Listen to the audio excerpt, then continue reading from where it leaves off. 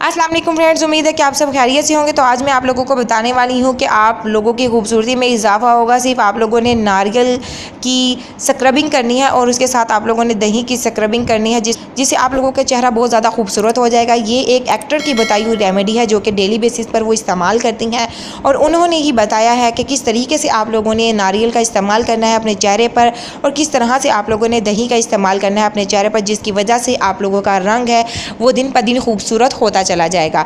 तो फ्रेंड्स, आप लोगों ने क्या करना है, नारियल के दो इंच का एक टुकड़ा ले लेना है।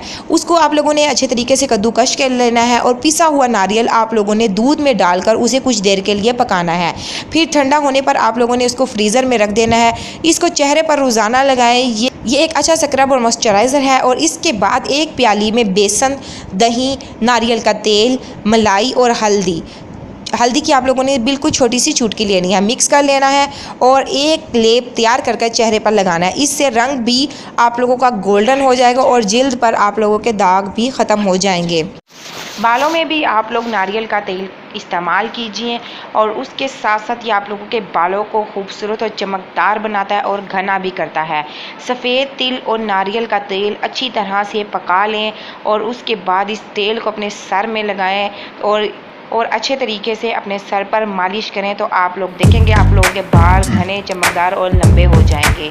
ये बहुत इंफॉर्मेटिव टिप्स है, दूसरे तक लाजमी शेयर कीजिएगा। Thank you for watching my video.